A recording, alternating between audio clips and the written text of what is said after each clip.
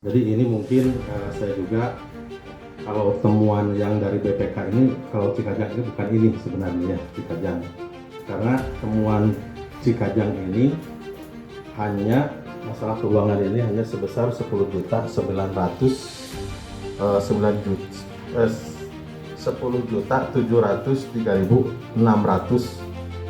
rupiah.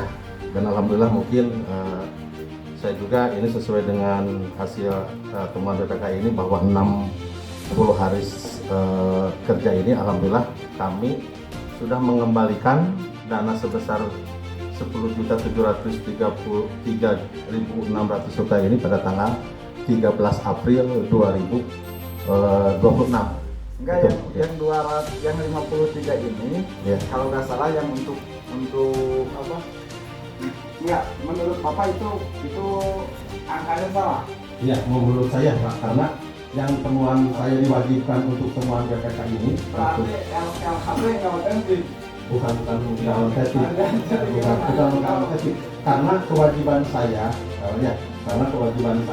menurut versi LHPBPK ini bahwa Cikajang ini harus pengembaliannya adalah sebesar 10.736.600 rupiah, dan juga alhamdulillah pada kami juga sudah mengembalikan pada pengembalian ke kas daerah pada tanggal 13 April 2026.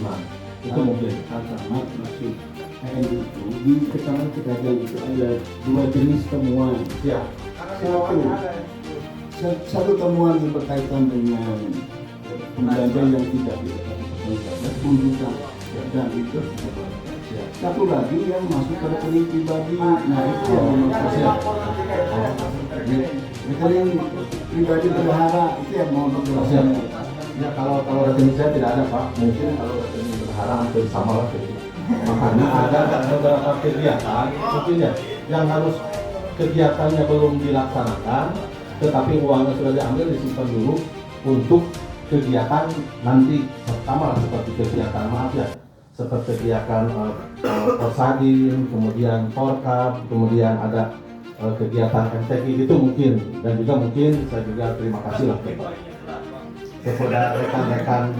kepada rekan-rekan mahasiswa juga, alhamdulillah ini juga menjadi masukan bagi kami lah. Ya, mudah-mudahan ya, alhamdulillah. Tapi Bapak mengetahui waktu ditransfer ke rekening bendahara. Dia mengatakan karena kegiatannya belum dilaksanakan Pak. Bapak tahu itu bertentangan dengan Iya, tahu bertentangan Pak. Karena makanya saya juga cepat-cepat setelah ini kegiatan akan dilaksanakan, uang juga langsung direalisasikan. Gitu. Ya, terima kasih. Ini menambahkan barangkali Pak, adik-adik, ini kita dalam hal ini membuka ruang diskusi juga ya, dalam pertanggungjawaban. Dalam konsep pengelolaan keuangan, terutama kami di SKPD, yang pertama kami itu diberikan yang namanya uang persediaan atau UP. UP itu bentuknya memang harus ditransfer, tapi transfer ini memang menjadi terkendala ketika kita belum melakukan kerjasama dengan pihak ketiga yang akan menyediakan. Itu yang pertama. Kemudian yang kedua, kegiatan-kegiatan yang dilaksanakan di kecamatan, rata-rata penganggarannya itu setelah dilaksanakan. Karena konsepnya GU, ganti uang. Kegiatan dulu dilaksanakan, baru diusulkan untuk ganti uang. Jadi GU. Nah, jadi UP itu yang pertama hanya di bulan Januari. Sisanya itu pakai GU, Pak. Dan ini berdampak pertama yang terkait dengan kegiatan-kegiatan yang harus segera dilakukan tetapi anggarannya belum dilakukan. Seperti contoh tadi yang disampaikan oleh Bunggulan, Kecamatan Bunggulan. MTQ dilaksanakan di bulan Februari. Angka sejuta itu ada di bulan April atau di bulan Mei. Otomatis untuk menutupi masa MTQ nanti kita Bunggulan tidak ikut. Nah, untuk menutupi kebutuhan kafilah, kebutuhan belanja di sana, itu Pak Camat harus menyediakan uang dulu secara pribadi dan mendagri. Ya. Ini menyampaikan, jangan dipotong dulu. Ini saya hanya menyampaikan gambaran saja ya. Kita paham itu. Artinya gini, mindset kita gitu ya dalam konsep pengelolaan keuangan ini, jujur sepenuhnya kita sudah diberikan bekal dan diberikan tanggung jawab yang cukup berat. Barangkali itu Pak tambahan kita. Terima kasih. Ya kita paham soal itu. Jadi tidak bisa beralasan bahwa dengan teknis yang seperti itu melenceng dari PP tadi. Begini, kalau itu juga Pak Camat, saya kira clear lah. Kalau soal itu saya kira sudah benar. Karena BPK itu menguji tingkat kepatuhan kita. Yes. Jadi yang diangkat itu, yang dikedepankan adalah seberapa patuhnya kita.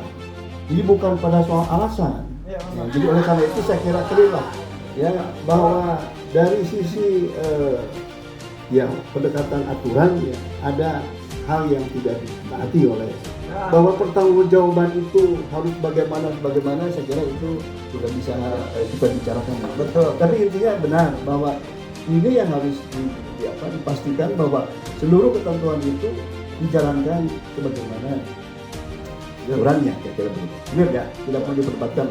Lanjut, silakan. Apa lagi? Bola? Tiga sudah ya. Oke, silakan Pak Ketua. Saya izin melanjutkan sependapat dengan apa yang disampaikan Akang tadi, bahwa bicara soal kepatuhan clear memang harusnya seperti itu, kecuali para camat memilih untuk tidak patuh, itu aja sih.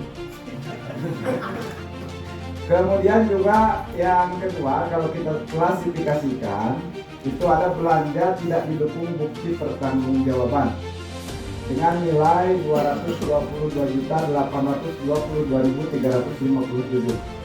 Ini terdiri dari keseluruhan 7 kecamatan. Cikajang 10.703.600, Lewi Goong 11.996.800, Pamulihan 70.934.000, Tarogong KL 7.733.805 perak, Tarogong Kidul 6.414.658 rupiah, Garut Kota 53.270.772 rupiah, Bung Bulang 61.768.298 rupiah. Kalau secara hukum, dasar hukum di Undang-Undang Nomor 1 Tahun 2004 Pasal 18 Ayat 3, pejabat yang menandatangani dokumen bertanggung jawab atas kebenaran materialnya. Sehingga ketika ini tidak bisa dipertanggungjawabkan, artinya secara langsung maupun secara tidak langsung ada regulasi yang tidak dipatuhi. Apa motif dan alasan bapak-bapak sekalian belanja tidak didukung bukti pertanggungjawaban? Keberanian apa yang bapak-bapak bekal? Silakan. Ya, silakan. Yang dari mana dulu nih?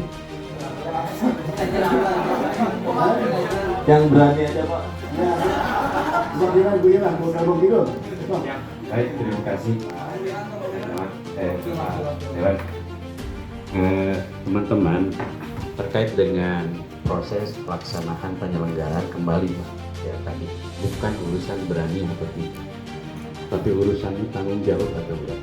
Yang pertama, ini yang saya mau bertanggung jawab, tolong jangan dipotong dulu. Biasa kan kita kalau ini. Lanjutkan saja. Oke, siap.